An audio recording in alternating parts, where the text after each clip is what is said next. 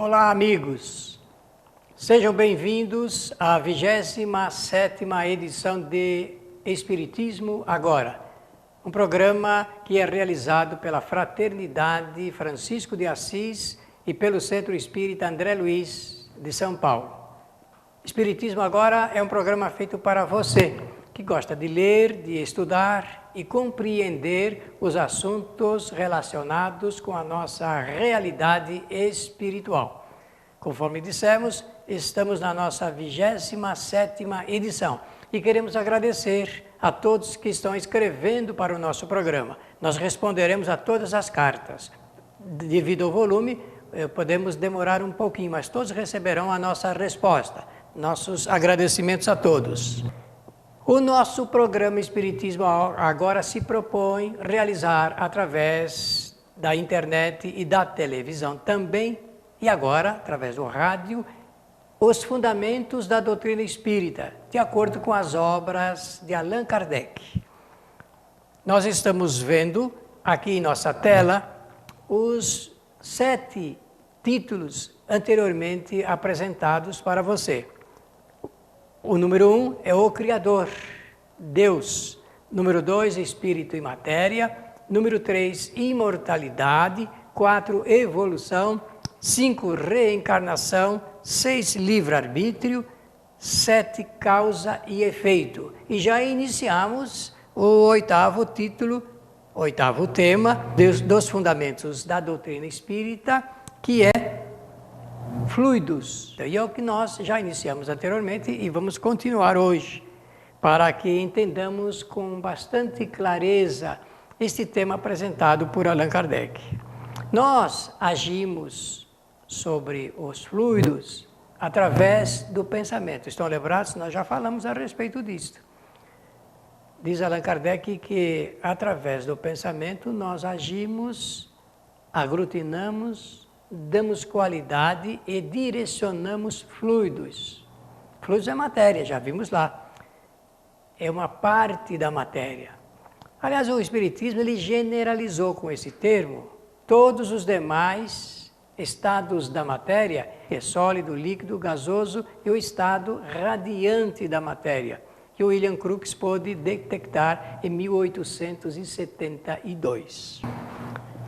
Então, didaticamente, nós podemos dizer assim: com os nossos pensamentos, ou melhor dizendo, pensando, nós combinamos, nós qualificamos, movimentamos e dirigimos ou direcionamos os fluidos com o pensamento. E nós vamos perceber, através desse estudo espírita, que esse assunto ele é muito mais importante do que nós podemos imaginar. Porque nós vivemos envoltos, inundados desse tipo de matéria, ou seja, de fluidos. E se nós vivemos inundados, envolvidos inteiramente por esse tipo de matéria, significa que o espírito está constantemente ligado a esse tipo de matéria com o qual realiza uma porção de coisas. E nós vamos perceber isso ao longo dos estudos da doutrina espírita. Kardec escreve o seguinte, para facilitar o nosso pensamento. Nós sempre preferimos nos reportar a frase inteira de Allan Kardec sobre os temas de fundamentos da doutrina espírita, para facilitar a nossa compreensão. Kardec escreveu sempre com muita clareza, numa linguagem que é de fácil compreensão. Então vamos ver o que é que Kardec escreve. Está entre aspas aí, já abrimos a tela com as aspas feitas do texto de Kardec para que possamos compreender esta matéria. Como já foi demonstrado, é a matéria elementar primitiva da qual as modificações e também as transformações constituem a inumerável variedade dos corpos da natureza. Observe bem, preste bem atenção. Conforme já foi demonstrado, Allan Kardec, estão lembrados? Ele começa a fazer uma demonstração da modificação da matéria, desde a parte inicial, daquela forma inicial de apresentar, até essa que nós conhecemos. como a ciência conhece. O Espiritismo estuda o assunto de fluidos através da matéria elementar primitiva, criada por Deus. Matéria, espírito e matéria. Essa matéria inicial, o Espiritismo dá um nome, é apenas uma forma de entender o assunto de fluido cósmico universal. Então ele está dizendo, como já foi demonstrado pelo nosso texto anterior, fluidos é a matéria elementar primitiva, da qual as modificações e transformações constituem a inumerável variedade dos corpos da natureza. A ciência já está investigando isso, sabe que existem outros estados da matéria e se seguir esse caminho de buscar todos os estados anteriores da matéria, fora desses que nós conhecemos, certamente vai atingir o ponto inicial. Naturalmente você já deve ter ouvido falar de uma teoria da física que diz que tudo começou com uma explosão atômica, o Big Bang. Talvez ainda hoje, se não no próximo programa, nós teremos que abordar esse assunto, porque a ciência, seguindo em paralelo, digamos assim, com a doutrina espírita, também está atrás de respostas para a origem da vida. E a doutrina espírita já mostra com bastante nitidez essa origem da matéria, até chegar nos estados que nós, aqui na Terra, conhecemos. Está escrito no livro chamado A Gênese, escrito por Allan Kardec. Nos capítulos 11 e também no capítulo 14, no capítulo 11 e no capítulo 14, podemos apreender dos textos de Kardec estas informações escritas em 1868. Essa frase de Kardec está no capítulo 14, no item número 2. Bem, eu disse que a ciência está na linha paralela buscando a realidade através das investigações. Existem muitas teorias, todas são muito válidas para que a gente possa enveredar pelo caminho do conhecimento científico. Então a ciência, nós podemos dizer, já está no caminho das pesquisas que certamente a fará compreender ou fará compreender os cientistas dessa realidade. Como nós estamos aqui nos amparando nos livros de Allan Kardec, nos livros iniciais da doutrina espírita, eu posso garantir que os espíritos e o desenvolvimento intelectual e cultural de Allan Kardec estão antecipando o que a ciência vem procurando e vem apresentando até os dias de hoje. Por exemplo, nós temos aí esses laboratórios que estão investigando as chamadas partículas subatômicas, aquelas partículas das quais já falamos no programa anterior, cuja dimensão diminuta nos assusta, porque nós não sabemos compreender. E alguns cientistas já começam a emitir, então, a sua opinião a respeito deste tema.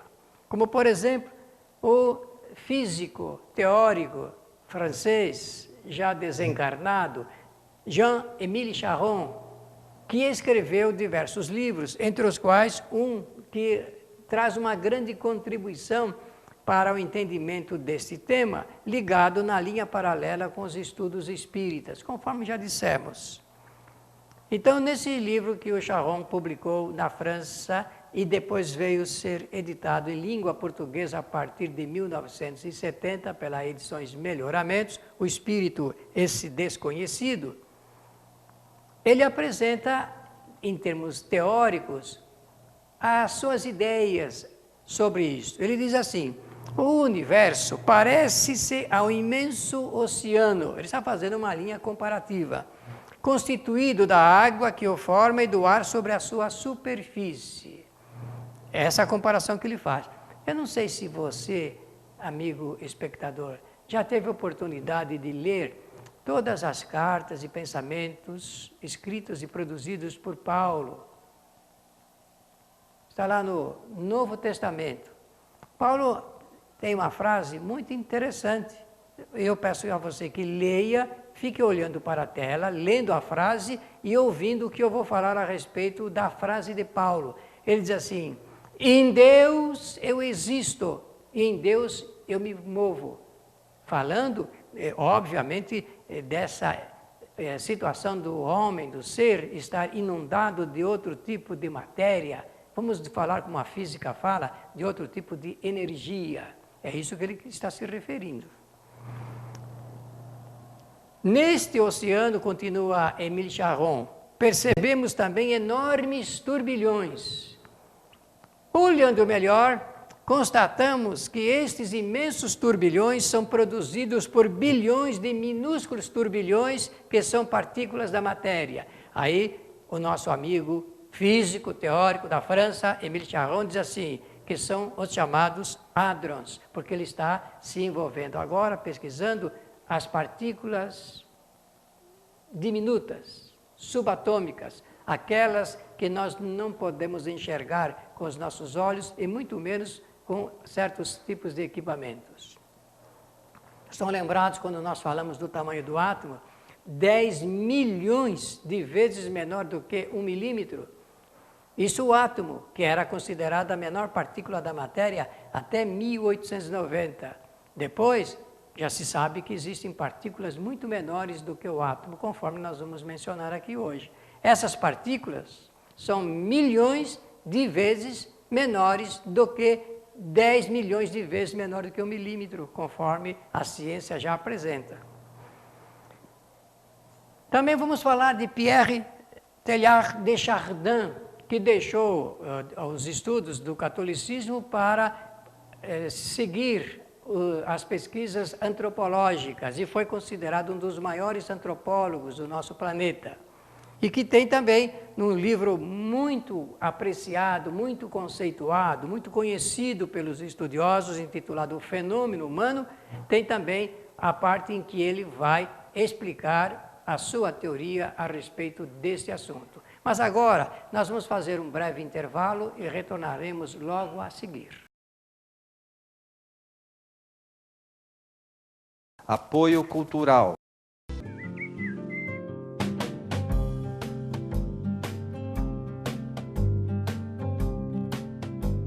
Rádio Boa Nova, a comunicação em prol de um mundo de regeneração.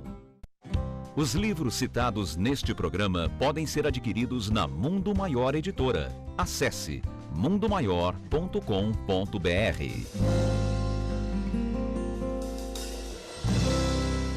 Um simples gesto, um ato de enormes proporções. Um simples gesto é capaz de dar apoio, acolher, educar, alimentar. Um simples gesto traz com ele benefícios incalculáveis. Um simples gesto contribui para realizar o bem. Participe para que a rede social do bem possa aumentar a sua capacidade de multiplicar as suas ações sociais. Pratique isso na hora que você for pagar a sua próxima compra. Use o cartão de crédito exclusivo O Bem. Peça já o seu cartão. Ligue 0800 644 2273.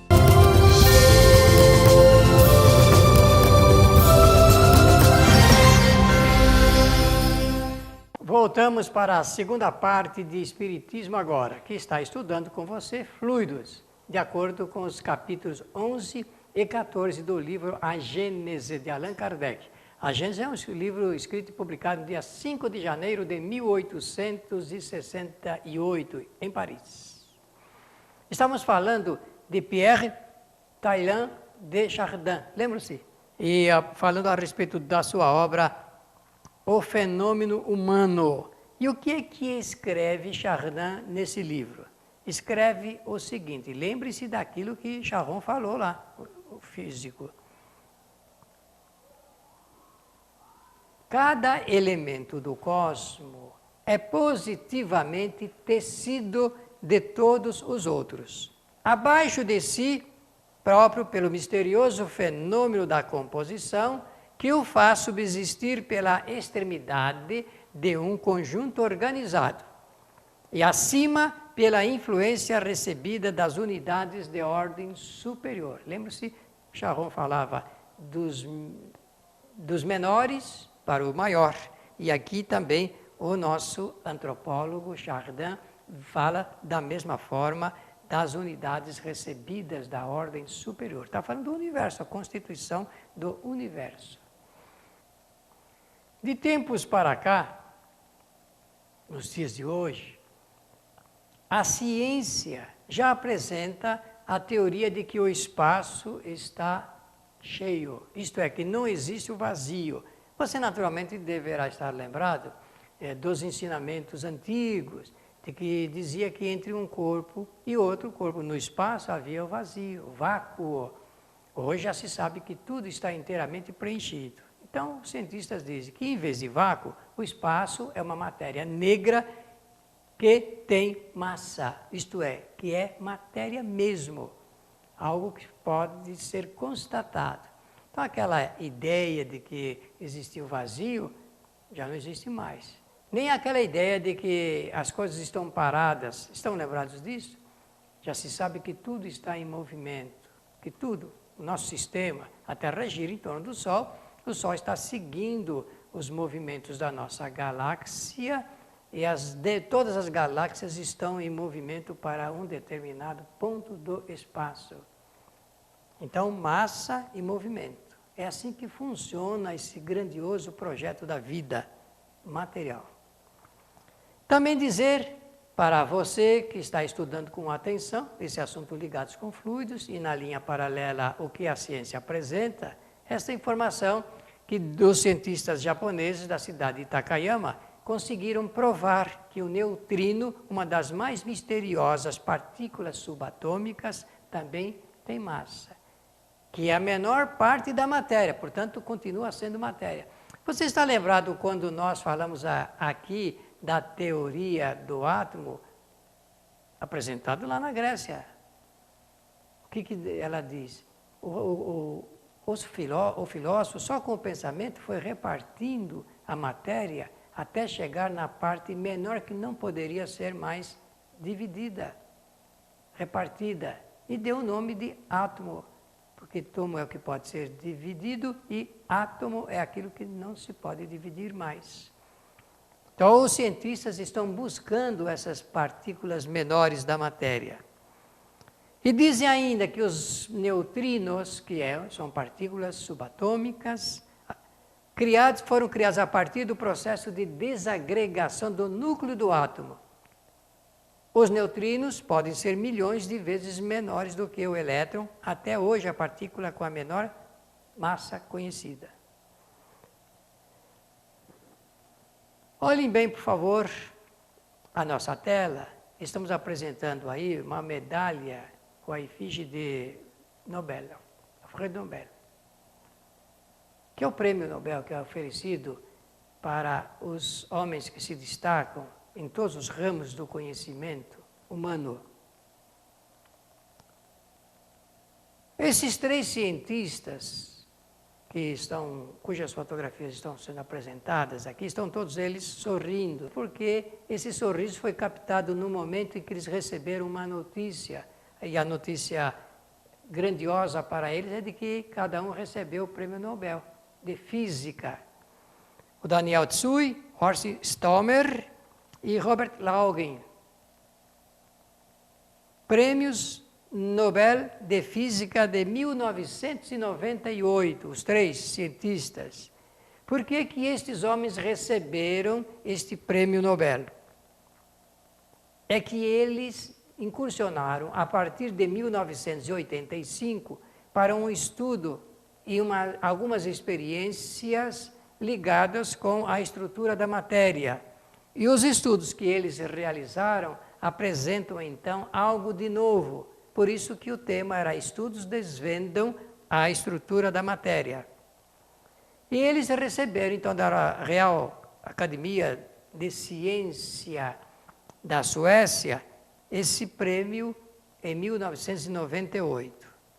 E receberam dizendo que sob o efeito de intensos campos magnéticos e também a baixíssimas temperaturas, grupos de elétrons formam compostos fluidos com cargas que são frações das cargas dos elétrons originais. É um pouco difícil isso para nós que não somos cientistas, às vezes, entender essa teoria fantástica desses físicos, mas eles estão anunciando que, indo ao encontro das menores partículas da matéria, podem chegar numa mudança, na transmutação da matéria, uma modificação da matéria até atingir o campo de fluidos. Lembra-se, eu falei neste programa que Allan Kardec deu de maneira generalizada o nome de fluidos para todos os demais estados da matéria que não são conhecidos. E isso vale para aqueles que gostam de estudar o átomo, os elétrons, o extraordinário salto, movimento, rapidez do elétron, que é e foi durante muito tempo um grande desafio para a compreensão sobre as partes menores da matéria. Então, eu quero dizer a você que quando Allan Kardec começou a escrever os textos do livro A Gênese, falando desse tipo de matéria, que ele já está anunciando, ele está enveredando, está falando de menores partículas existentes da matéria. Porque quando nós encontramos lá, tanto no livro dos Espíritos, quanto no livro dos Médiuns, o livro Obras Póstumas, a Gênese, essa palavra, fluidos, o que nós estamos lendo ali é um pensamento a respeito de partículas da matéria que não são conhecidas e não eram conhecidas pela ciência, que somente no nosso século começou a ser examinado com um pouquinho mais de precisão. Vejam bem a projeção, o pensamento cosmológico de Allan Kardec, quando tece considerações a respeito desse assunto pertencente à área da ciência. Uma partícula, estávamos falando do salto do elétron, estão lembrados? Uma partícula muda de órbita dentro do átomo, cruzando regiões em que o espaço nem poderia existir. Os cientistas ficam abismados de saber que existe movimento grandioso num espaço que não há como existir movimentos praticamente. E estamos falando então da vida que ainda não conhecemos, desse grandioso projeto do Criador, que é dotar a matéria de condições para que o espírito realmente possa com ela conviver, fazer experiências e cada vez mais saber mais.